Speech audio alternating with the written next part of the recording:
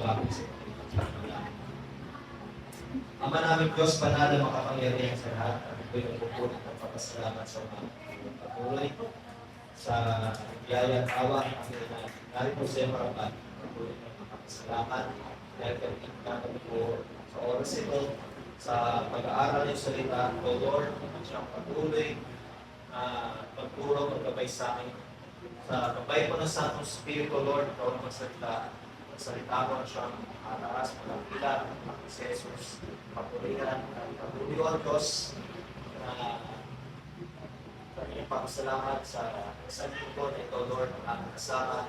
Hindi mo kami iniwan, hindi mo kami pinapayaan. Kaya, Lord, we pray, Lord, God, sa tao na pag-aaralan, Lord, makapapuksan ang aming spiritual pagdinig, spiritual mata, Lord, spiritual puso, Panginoon, bawat sa Lord. Kaya ikaw ang Diyos, ang Espiritu, Lord, na sumaming pag-usap. Espiritu, Lord, na muli po, Diyos, tagumpay, Panginoon, ay namin namin sa pangalan po ng Jesus. Amen and amen. Amen. Praise the Lord. Amen. Isang papagpalang pagkat po sa inyo lahat. Sabi nga po sa Revelation 2:7,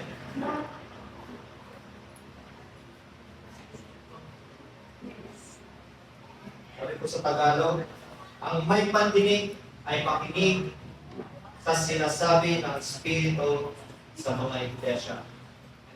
He was here, let him hear what the Spirit says in the churches.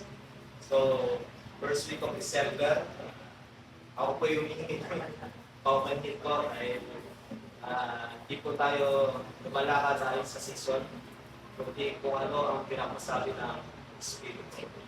Amen? So, are you ready na po ba? Amen. Glory to God. So, ang ating pong team ngayon po ay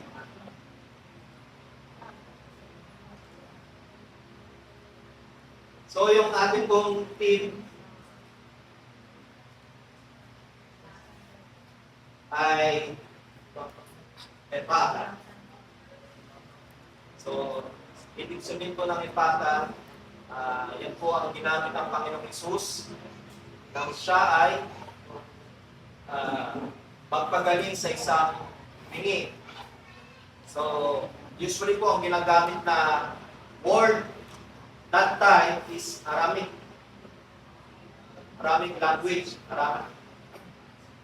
Ito yung ginagamit na language.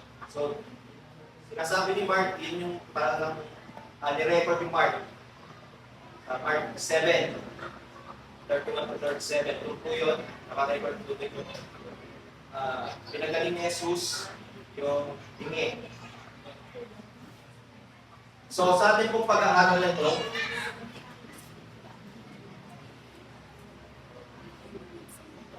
is about opening spiritual pattern. Ibig sabihin po, be open. So many believers can talk about spiritual eyes. Makikita natin spiritual eyes, pinagpe-pray natin spiritual eyes, be open. But minsan nalilimutan natin yung meron pang mas higit na kailangan na mabuksan, hindi lang spiritual eyes. Bakit po?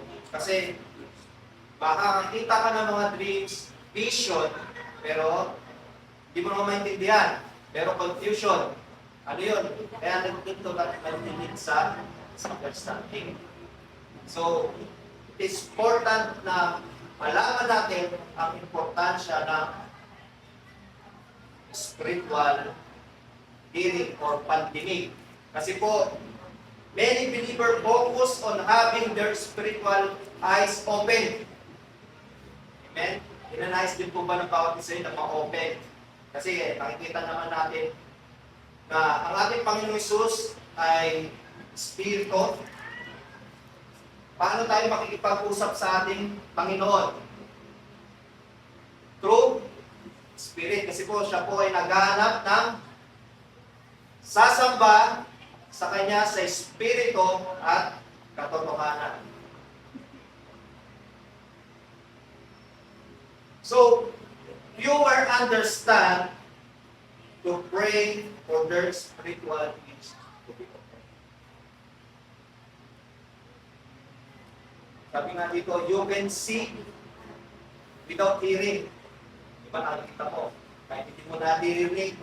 But you cannot walk with God kapag hindi mo naririnig ang pinasasabi niya. Hindi ka basta-basta susunod sa isang gera na walang pinasasabi sa iyo. Diba? Gaya ni Saul, ang pinag-utos sa kanya ay paslangin lahat. Anong ginawa niya? Nagtira pa rin. So, hindi sinabi ng Panginoon that did from his control. So, you can receive vision without understanding. Diba? Yung mga kabataan ngayon, matanda, pwedeng maka-receive ng vision or dreams, but you cannot follow God without hearing. You can read Scripture, kaya natin magbasa ng salita ng Diyos with our eyes.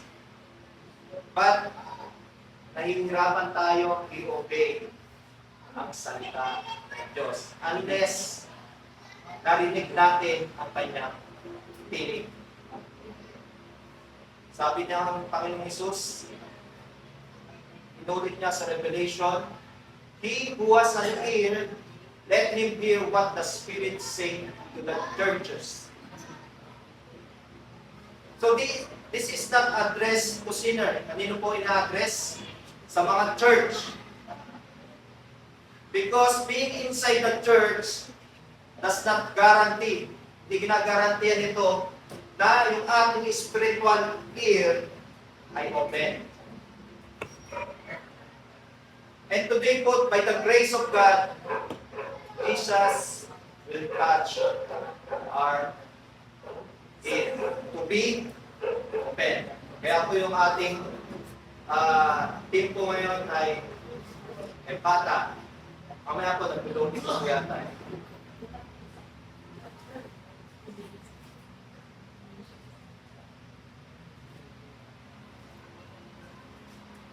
Okay. So, Empata, be open. So, point number 1. Dako lang po tayo sa point number 1. Please lang. Kasi po, makakatulog tayo na 2 oras. So, point number 1, spiritual hearing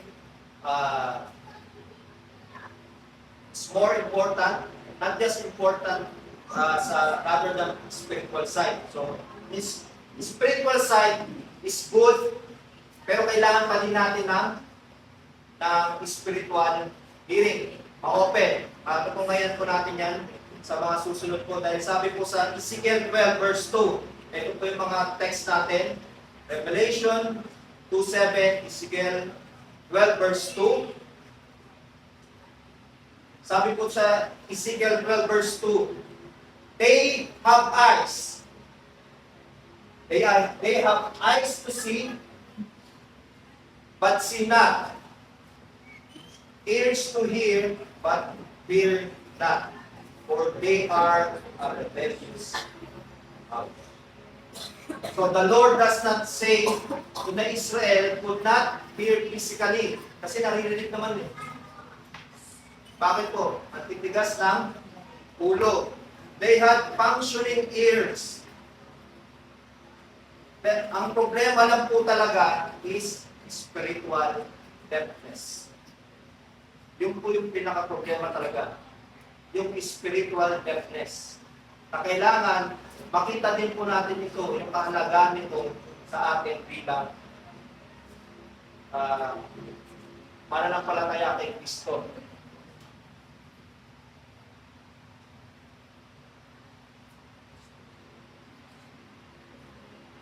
Bakit po? Tayo po ay dinala ng Diyos na meron dalawang tenga, dalawang mata, not just physical, kundi spiritual. Physical na tenga, spiritual na tenga, pandinig. Physical na mata, at spiritual na mata dito. Yung spiritual na to, nakikita natin yan. But yung spiritual na mata, beyond, ay pinapakita ng Panginoon. At yung pandinig naman po, naririnig natin yung ingay dito. Pero yung spiritual hearing po, yan po yung importante para mapakinig natin yung message na mula sa Diyos. So, human possessed po, pero eyes, physical and spiritual, doon din po sa mata, sa tenga. Physical ear, hear sounds, pero po yung spiritual ear, ito po yung nagre-require para tayo makapag-communicate or marinig natin yung pinasasabi po ng ating Diyos. So, you do not hear God with your eardrum. You hear God with your spirit. And this is why a church can be loud. And a church can be loud, the preaching can be anointed, then the message can be powerful. But people still walk out and change. Bakit po? Yan po yung problema. Bakit po? Merong spiritual deafness. Kaya mapapatanong tayo, meron bang nabago sa atin ang ating tanggap ang Panginoong Hesus? At tatong tayo lumalakad, tayo ay nakaka-align sa pinagtutulos ng Diyos. Or naririnig ba natin na pumupusap sa atin ang ating Panginoon Hesus, ang ating Diyos, or ang Holy Spirit? Dahil po, sabi sa Matthew 13, verse 13, ito po yung sinabihan, Jesus yung mga Pharisee,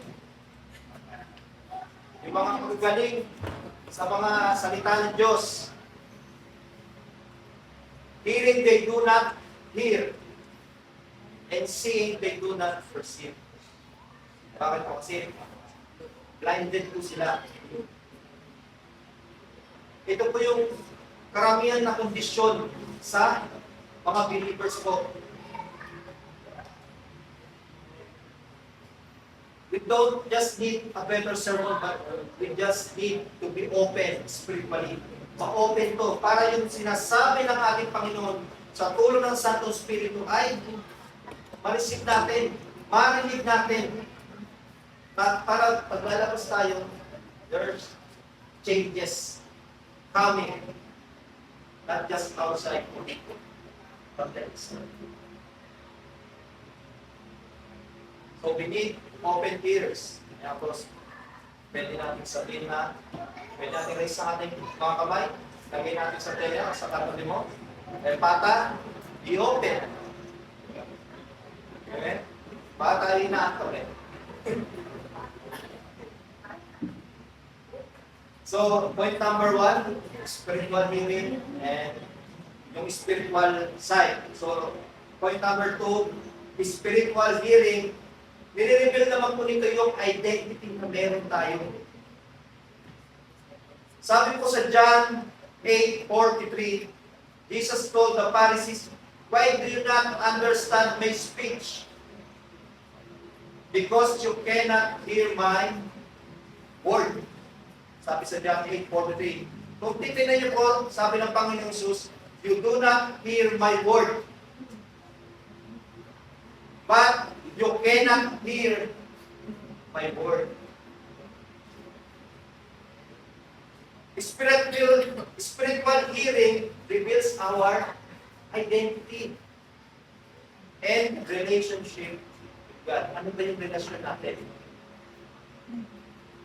Kasi po, ang isang persona po, kapag ang kanyang spirituality is not proven by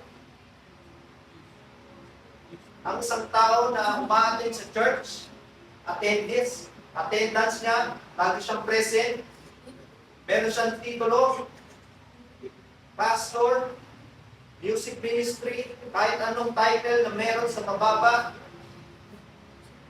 religious language, kahit marami tayong alam ng mga lingwahe, kahit tayo marami pang spiritual gifts, ito po'y magiging proven by spiritual hearing. Kasi bakit po? Nalalaman natin at natutugunan natin yung pinapasabi ng ating Diyos.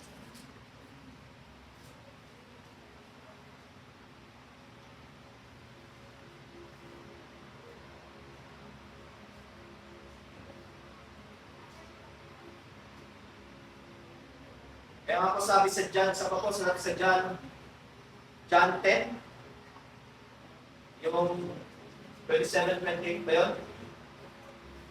Sabi po ng Panginoon Jesus, my sheep hear my voice. Amen?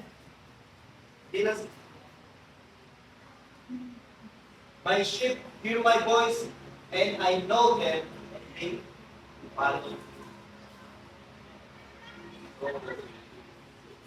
Kapag alam natin ang boses o tinig ng Panginoon,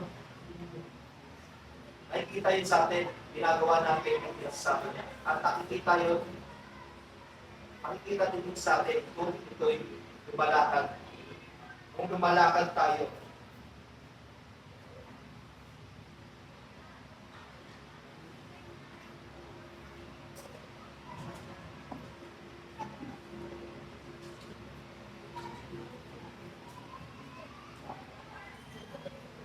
So, kapag tayo belong kay Christ, ito po yung design natin na makinig sa Kanya. Pakinggan natin ang salita o tinig ng Diyos. Kasi po tayo po ay Kanya, tupa at siya po ang ating pastor. So, kapag hindi natin naririnig ang tinig niya, baka po merong malaking kuliling. Ano ba yun? Blockage sa ating tainga. Baka kailangan natin magpa-cleaning. So, not just physical, kundi meron talaga spiritual. So, point number 3, rebellion begins with deafness, not disobedience. Sabi ko sa Ezekiel 12 verse 2, again po, rebellion is not disobedience after hearing God's voice. It starts when people cannot hear Him at all.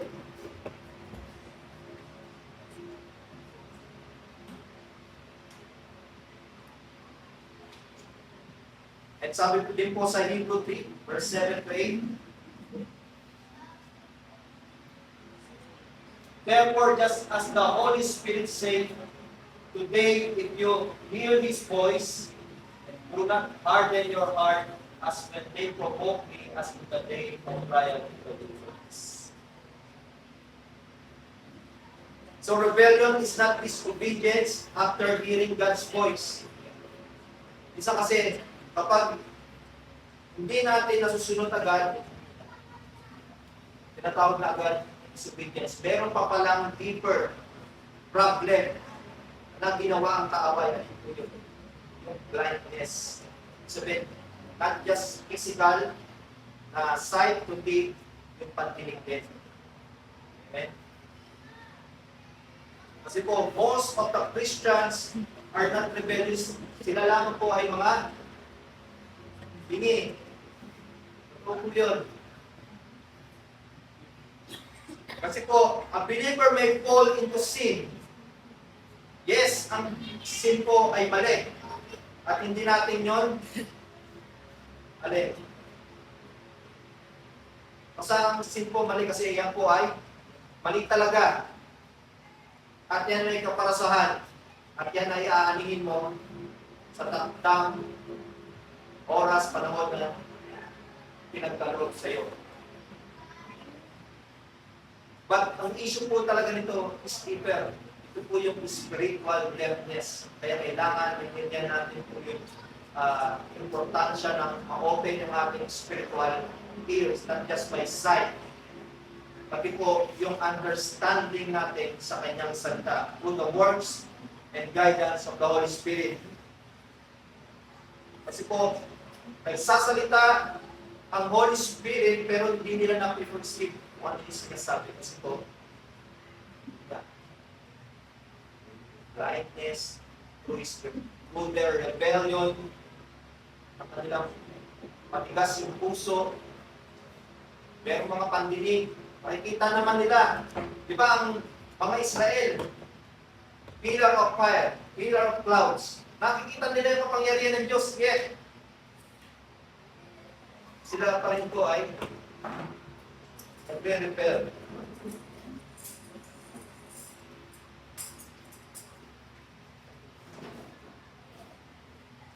Kaya nga po sabi sa Hebrews 7, today, if you hear His voice, huwag natin paligasin pa yung ating puso. Hindi po, kapag nagsalita ang Diyos, unang-unang nangyayari po dyan, tumitigas yung puso. Then, sumasarado yung tema. Then, ayun po yung susunod. Yung kasalanan. Kasi hindi niya naririnig yun. Hinig ng Diyos. Sarado na, matigas na yung puso, sarado na yung tenga, at yung gusto niya na, yung will niya na, hindi na yung will ng Diyos ang masusunod. Hindi sarili niya. Kaya po, ang real battlefield po natin is in our ear. Kasi pag narinig natin, papasok yan saan? Lahat. Papasok yan hanggang dito. Hanggang sumabog ka na. Hindi mo nakakayanin. Kaya po ang problema ko, ang kailangan natin bantayan ay yung ating mga pandinig. Dahil dyan po, ang ginagawa ni Satan, ang ginagawa niya, is still your hearing. Kaya nga yan ginagawa, maraming pinapakita ang kaaway. Pero wala siyang wala siyang kakayanan sa atin. Kasi yung identity natin, kailangan alam po natin yung identity. That you are the son and daughter of God. Huwag natin hayaan na may still yung identity na yan sa atin. Huwag tayo basta-basta makikinig kani-kanino, kundi magtiwala tayo sa salita ng Diyos at sa gabay ng Santo Espiritu. Amen? Even ako po, nagkakamali. Baka ako yung makapagsalita ng hindi kaaya-aya, masaktan kayo. Baka yun ay throughout my emotion. Diba po, hindi na yung pinapasabi ng Santo Espiritu. Diba po? Eh kung way ng Diyos yung para matouch ka, way lang po. Diba? Dahil ang salita ng Diyos, tama sa iyo, ilan ang balik sa akin? Dami. Diba po? Pero hirap pong magturo. Alam po ni Pastor yan, sabi, dahil namuna sa amin din ang balik. At kami ang masisisi talaga kasi kapag ang dinuro namin mali, sabihin, maging na din ang napakakinggan. At yun ay isang malaking kasalanan sa amin. Kasi tayo yung kanyang mga kaibigan, tayo yung kanyang mga son and daughter. So balik po tayo. The real battlefield is in your ear. So Satan is still our hearing. He can control your life. Kapag na-steal niya na yung hearing na yan natin, unti-unti niya na nakokontrol yung emotion natin, physical natin, hanggang sa itatahon ka na niya at pagtatawanan ka niya dahil hindi ka nakikinig. Pinakinggan mo yung worldly, yung laman, at hindi mo pinakinggan yung spiritual na nagmumula po sa salita ng Diyos. So point number 4.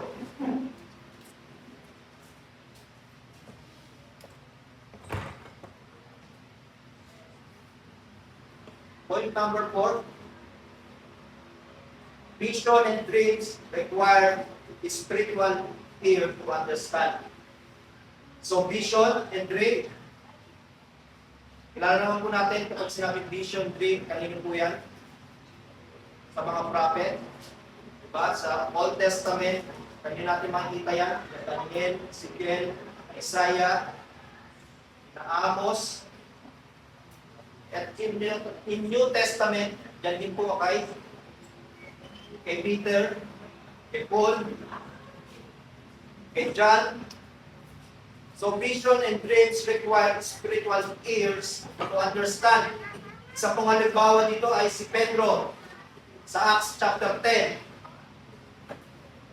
So ang pinaka-key point mo dito sa Acts chapter 10 ay si Peter po, nang siya binigyan ng vision and dreams require hearing for interpretation. Bakit po? Ano po yung nakita niya doon? So Peter seen a sheet from heaven. Ano po yung nakalagay doon? Filled with animals. A voice saying, rise, kill, and eat. So napapaisip si Pedro. Ano yung ibig sabihin ng dream na yun? Kasi ang daming animal, sabi, rise, tumayo ka, patayin mo at kumain ka. But the Bible says, si Pedro po ay nag-doubt within himself what the vision meant. Ano ba yung ibig sabihin nun?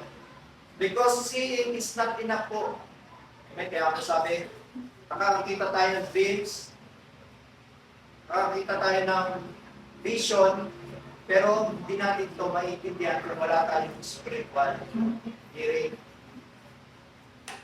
So Peter needed to hear the Spirit. Kaya po sabi dito, the Scriptures say, the Spirit said to him, these men are looking for you. Ibig sabihin po, meron taong naghahanap kay Pedro. Seeing gave him imagery, hearing gave him instruction. So, hearing, pwede nagbibigay sa atin ng instruction. Kapag may narinig po tayo na pinapasabi ng Santo Espiritu, huwag nating tigasan yung ating puso, sundin natin kung nais pinapagawa ng Diyos. Amen? Kung meron ka, kung na-touch ka na hihingi ng prayer, at sinabi sa'yo ng Santo Espiritu, pag-pray mo, gagawin pa natin o hindi. So, siyempre, out of nowhere, may magsasalita sa'yo, pag-pray mo, then, napakadami. Diba? So, it requires our spiritual hearing, not just by sight. Receiving a vision without hearing leads to misunderstanding and confusion. Kaya nga po yung dreams and vision, kapag tayo nakakita nito, kapag wala tayong alam, nagkukosto ng confusion and misunderstanding. Kaya ang nangyayari yung iba, ano ginagawa nila? Nagpupunta sa mga mangungula. Ang tawag dyan, mga teles, yung mga albularyo, yung mga horoscope, yung tumitingin, yung mga, anong araw na to, ano ba yung horoscope ko, diba? May nakita ko gano'n, makikita natin yung sa Old Testament, sino po yung gano'n, yung mga Pharaoh. Sila ay nakakakita ng mga dream, pero walang makapagpaliwanag sa mga wizard nila. Kanino po sila na malapit? Kay Joseph, kay Daniel. Sa iba po? Sa mga hari si Daniel, sa mga Pharaoh si Joseph. So makikita natin na ang Diyos kumikilos, not just in dreams. Bakit po? Ang dream po ay nagbumula sa Diyos. lahat po ng dream vision ay nagmumula sa Diyos. Maaaring ito ay warning or ito ay isang pagpapaalala or merong what do you call this? Isang blessing and guidance natin. Ngayon, kapag hindi natin ito naiintindihan, sa iba tayo lumalapit, sasabihin natin, baka ito ay gawa ng kaaway, lalo na kapag ang ating papanaginipan ay masama. Amen? Kasi, yun yung nagiging nakikita ng kaaway kung ano yung nasa ating isipan. Diyan niya tayo inaatake. Amen? Kasi diyan tayo mahina kapag wala tayong panalangin or wala tayong pakikipag-ugnayan sa Panginoon. Kaya nga po ang ating Panginoon Jesus, ano po, laging ating gabi, laging araw, siya ay maakit na sa kanyang panalangin. Siya ay nagsusulo. Tayo, saan tayo pwede magsulo sa ating kwarto? Isara natin. Dahil ang Diyos, nakikita niya tayo yung ating mutual relationship sa Kanya. Kailangan din natin siya ng pasolo natin ang Diyos, hindi lang sa ating asawa. Amen? Ang bawat isa sa atin ay mayroong kanya-kanyang relasyon sa Diyos. Hindi lamang po sa ganitong pagtitipon, kundi pag uwi po natin, meron tayong commitment sa Diyos. At yung commitment na yon ay hindi ko alam. Kailangan po nakakalam ng Diyos. At alam ko, that time na yung commitment ko na yan, ay kumikilos ng Diyos at natutungkayan at na-answer yung mga prayer. Amen po. Healing, financial breakthrough, at mayroong mga patotoo na dumarating sa atin, LGC page. Sino ang napapangaralan po dito? Ang ating Panginoon Jesus. Kasi ang Diyos niyo po ang kumikilos sa atin. Kumikilos sa bawat isa sa atin, not just sa pansariling papakanan, kundi papakanan ng bawat tao. Kasi hindi po tayo nila dito para sa sarili natin, kundi we are being equipped, we are being empowered para i-share natin dito sa ating kapwa. Sa ating katrabaho, sa ating mga kaibigan, sa ating kapamilya. So, this way, Christian misinterpret yung mga vision and dreams. Kaya sila po ay search na ngayon. Kaya high-tech na. Google, ChatGPT, lahat ng AI na meron ngayon, doon na sila hihingi ng guidance. And they rely on Google, they rely on guessing, they rely on superstition. Pero sabi po ng Job 33 tells us the purpose of dreams. God speaks to open the ears of men. Sabi sa Job 33, yan. Job 33, verse 14. Indeed, God speaks once or twice, yet no one notices. Next po. In a dream, a vision of the night, when sound sleep falls on men, while they slumber in their beds. Then he opened the ears of men and sealed their instruction. 17. That he may turn man aside from his conduct and keep man from pride. Ang Diyos ang nagpapadala ng dream. At minsan po ang Diyos din ang gumagawa niyan para maituwid ang isang tao. Amen? Kailangan may labas yung kamalian na yan. Kasi kapag tinatago natin yung kamalian na yan, ay lalo itong lumalabas. Ang Diyos mismo ang kumikilos. Tinatago mo hindi lang sa dream, kundi nilalantad ka ulit ng Panginoon. At nakikita natin kung ano ang ginagawa ng Diyos sa buhay natin. In our past life, until now, ano yung kalagayan natin ngayon?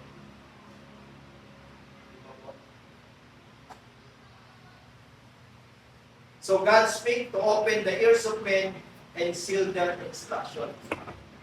Kapag hindi tayo nakinig, at Diyos mismo ang nagsisil para yung instruction ay hindi marinig. Kasi ano nangyari, nagmamatigas, lalo na ang mga people of Israel, napakatigas. So the dream is the picture, the voice of God is the interpretation. So yung vision po, ito po yung nakikita, at ang salita ng Diyos through Holy Spirit, ayan yung magbibigay ng interpretation. Gaya po nung kay Peter, nakakita siya ng vision na white, katera na maraming na hayop, yung pala yun ay mga people of Gentiles. At ang salita ng Diyos, through the Holy Spirit, gave him instruction. Amen. Naintindihan po ba natin yung dreams and voice of God?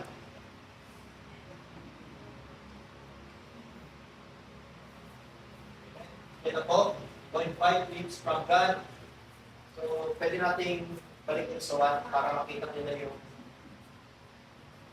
yan. Point 1, spiritual hearing, spiritual sight. And point 2, hearing reveals spiritual identity. Part 3, rebellion begins with deafness. And point 4, visions need hearing to understand. And point 5, dreams from God. Ito kanina, ito, God speak through dreams. And dreams reveal warning, guidance, and spiritual condition. So makikita natin yung spiritual na condition natin. Bakit tayo nakakakita ng mga ganitong pangitain, mga panaginip? Bakit po? Kasi yung panahon natin ngayon, super busy talaga. Lalo na ngayon, Christmas. Baka hindi natin nakikita yung o naririnig yung nagsasalita ng Diyos sa atin. Kaya lagi tayong be vigilant sa anumang sasabihin ng ating Panginoon. So point number 6. Hanggang 20 po yata. Baka magkaroon pa tayo ng part 2. Hearing is a skill to understand. So Daniel practiced prayer. Ano pong ginagawa ni Daniel? Siya ay, kung sila ay hinuli, siya pa rin ay ginawang counsel. Diba? At walang makakapigil sa kanya mag-pray. Dahil yan ang kanyang routine. Yan ay ginagawa niyang practice, prayer, and fasting. Amen? And study. So si Daniel po, nang siya ay manalangin, kung marirecall natin yung, alam ko na, preach ko na ito may pakaraan. Di ba po, si Daniel ay nanalangin, nag-fasting, at ilang days na inabot? 21. Pero sabi, nang dumating na yung salita ng Diyos, sino po yun? Yung messenger, si Gabriel. Ito po, simula nung siya ay mag-fasting, sa unang araw pa lang na yung siya, tawag yan, ginawa niya na, mag-pray and fasting, ay sumagot na ang Diyos. Pero ang kaaway ay hindi pumapayag. Kaya ang ginagawa ay nakipag-battle pa. Tinulungan pa ni Gabriel si Michael. So, after 21 days, ano sinabi kay Daniel? Daniel, narinig ng Diyos ang iyong panalangin.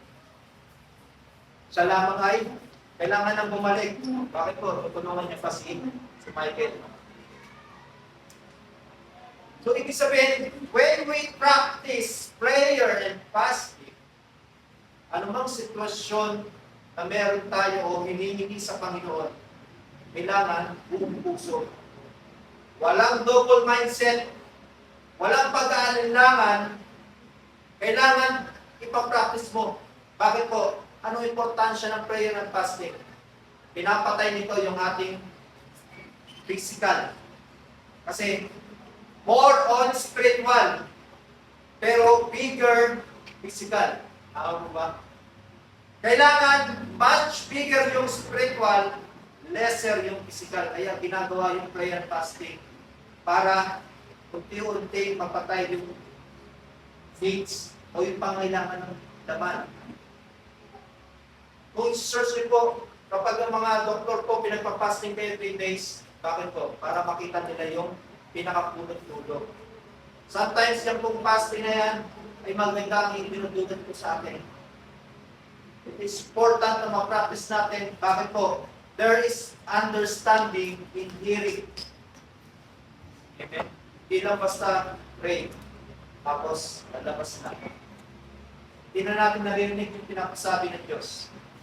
Kasi, bakit po? Nagsasalita ang Diyos after ng prayer mo.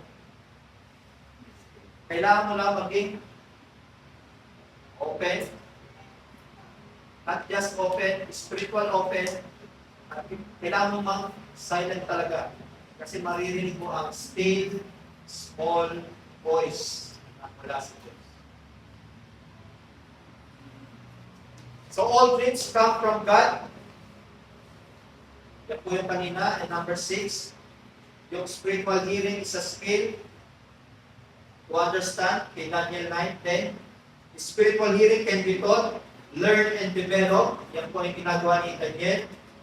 So hearing God is not a mystical gift, a random phenomenon, a privilege for prophets, something only deep people do. So it is a spiritual discipline. Spiritual discipline po kailangan talaga.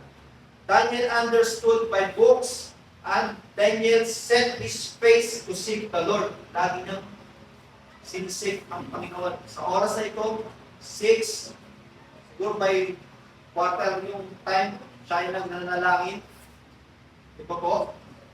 Daniel fast, Daniel prayed, and then finally, sabi ko sa Daniel 9:22, while I was speaking, an angel came and said, I have come to give you skill to understand. Okay. Sino nagbibigay?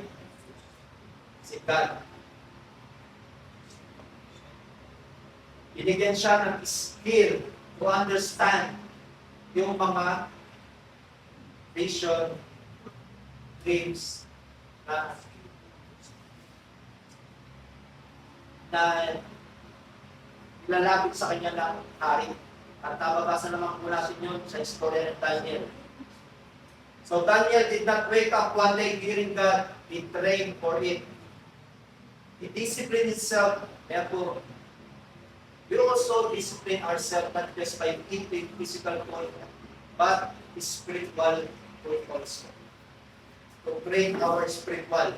And God rewarded the discipline with clarity, the skill to understand the vision and hearing the word of the Lord with the Holy Spirit.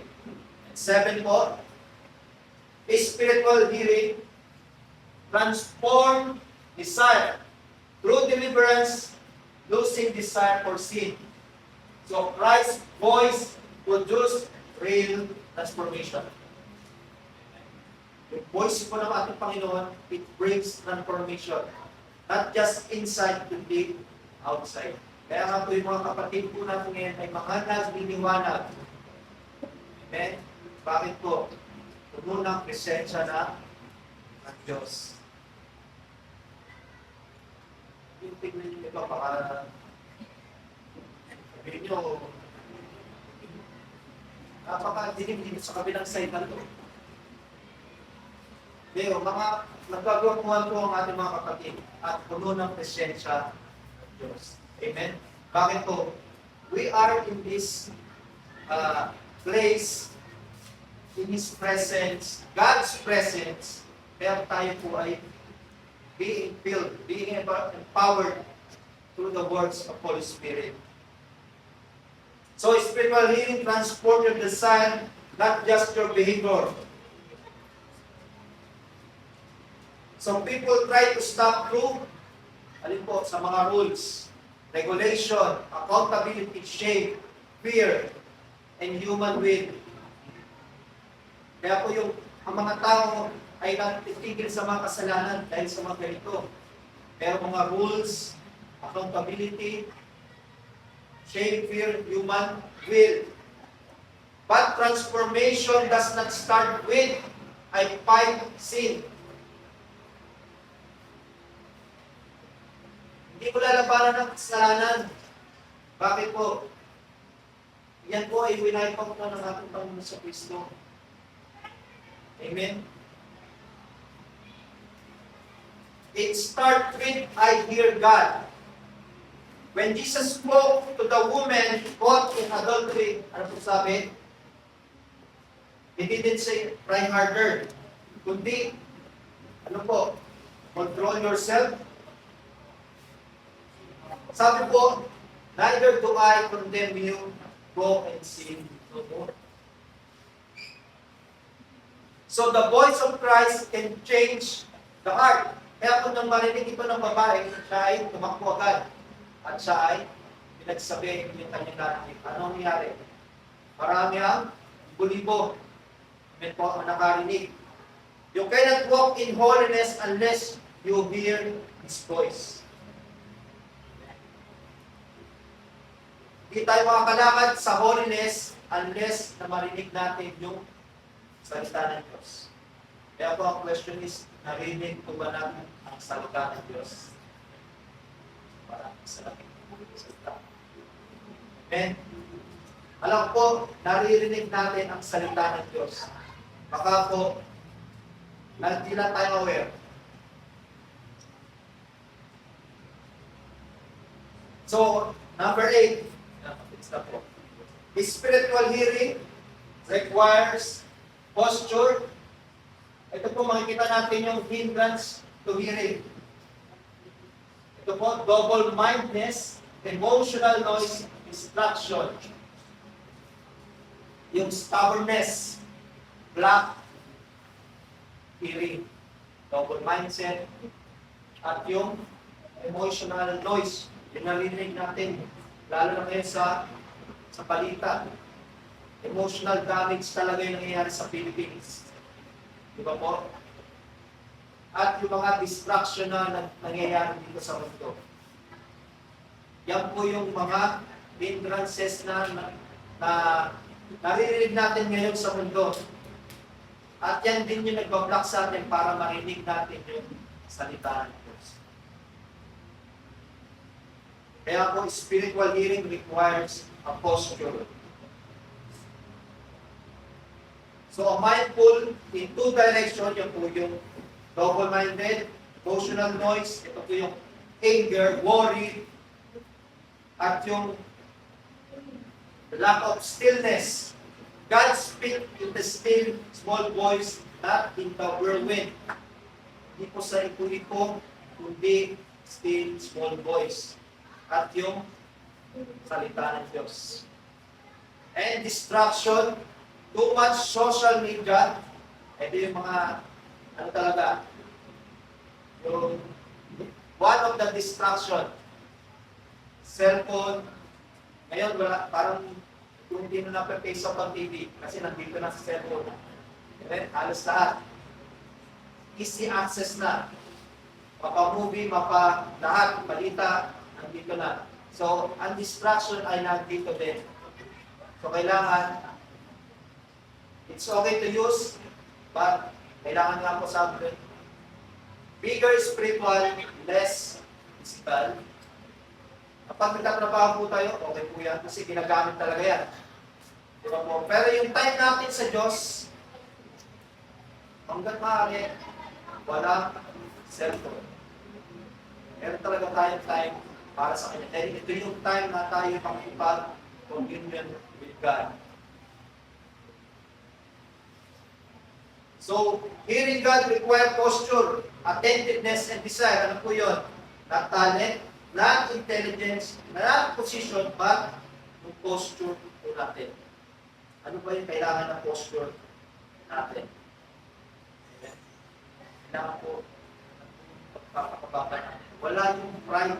Kasi yung pride na yan, yan talaga yung magbabagsak. Number one, kalaban ng isang tao. Kapag pumasok ang pride, lahat na kalaban niya. Diyan nagsisimula. Kapag nanaig ang pride, lahat talo-talo na. So, ito po, diyan po yung makukuha natin yung Epata, Mark 7, 31 to 37.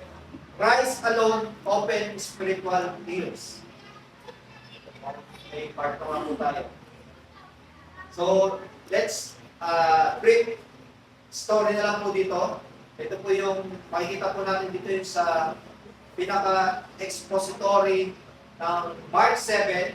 Meron po dito yung crowd, yung blind, deaf, unable to hear Jesus, unable to speak properly, isolated from normal communication.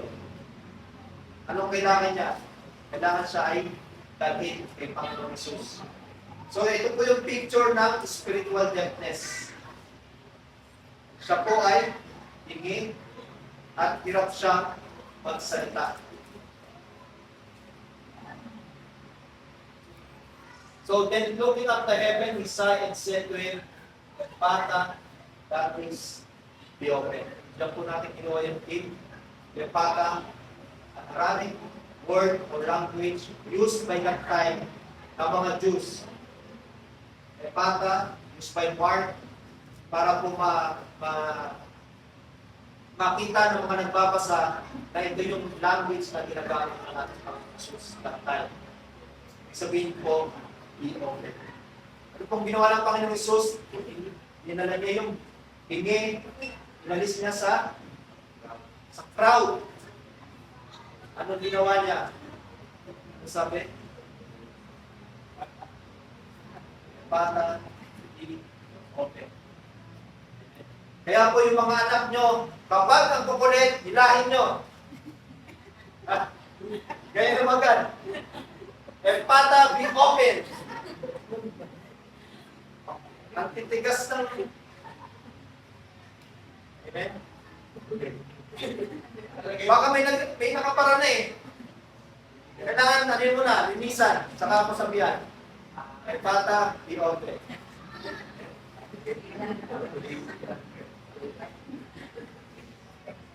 So he takes the man away from the crowd. To hear God, you must come away from the noise. So para marinig natin ang Panginoon, malis tayo sa anumang distraction, maingay. Doon tayo sa tahimik. Amen? Sarado natin yung pinto. Doon tayo sa kwarto. He touched the man's ear. So only Jesus can open our spiritual ear. Amen? Only Jesus. Kaya po, kung gusto natin ma-open yung ating spiritual ear, let Jesus commune with you. Tanggapin natin siya, buong puso, walang pag-alala. And let God touch everyone of our physical, spiritual be open. Para yung ugnayan natin sa Kanya, mas lalo ma-empower tayo. Sabi, He said, Epata, He open. Ano po nangyari? One command from Christ, it open what years of religion cannot open. Amen? Marami ang magagaling sa salita ng Diyos that time. Pero, ano po nangyari dyan? Hindi kaya pagalingin ng mga tao that time. Amen? Ganun yung ministry ng ating Panginoon sa Kristo. One command, it opens. What years of religion cannot open that time? Only Christ open. Spiritual stand. And yet, bumalik Tingin. Amen. Hearing God is the foundational for spiritual growth. Importante po yan.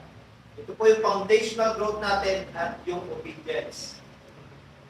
This is Christ's design today to open our ears. Gusto niyo po bang re-open ang tenga natin? Amen. Para talagang matanggal na ito, marinig talaga natin ng tuluyan ng atin. Panginoon Jesus. Amen. So, dito po tayo sa 10.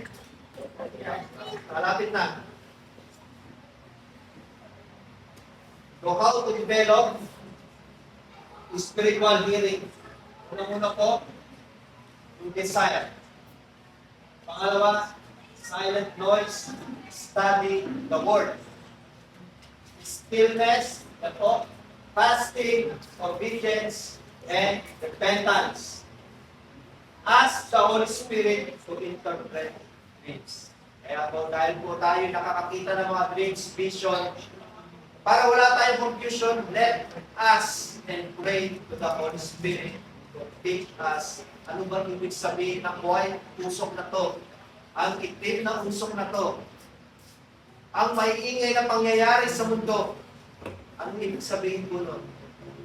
Diba? Let us ask the Holy Spirit kung ano yung pinapakita sa atin ng mga dreams and visions sa atin. So, desire, magkaroon tayo ng desire na makakita ng Panginoon. Bakit po? You will not hear His voice na hindi naman natin binavalue. Amen? Hindi natin maririnig ang salita ng Diyos kung hindi natin pinapahalaga ng Kanyang salita. We must remove intentional or internal noise. Lahat ng storm na meron tayo ngayon, alisin natin, ibigay natin sa Panginoon. And let God talk to us and hear His guidance through Holy Spirit. And spend time in the Word of God. Not just in this Sunday, but Monday to Saturday, meron tayong Word of God. Practice stillness. God's voice is soft, but it's strong. Okay? God's voice is soft, but strong. Fasting sharpens spiritual perception. Kaya po, kailangan natin ng fasting para po ma-train yung ating perception and obey what you hear. Amen? So, napakinggan natin yung pinapasabi, ang kailangan naman natin gawin ay obedience. Sundin natin. Huwag na magpatigas yung puso. Repent quickly. Kapag tayo ay nagkasala, nakagawa ng mali, sin blocks, ear, repentance, and block them. Huwag na tayo magmatigas. Para ma-unblock yan, humihinga agad tayo ng patawad sa Panginoon. Pray for open ear. Sabi po ni Ezekiel, could not open Israel ears, only God can. Ganun din po sa atin. Hindi ko kaya buksan yan. Ang Diyos mismo ang kaya mong bukas yan. Listen for conviction. Baka wala na tayong conviction, naririnig sa atin.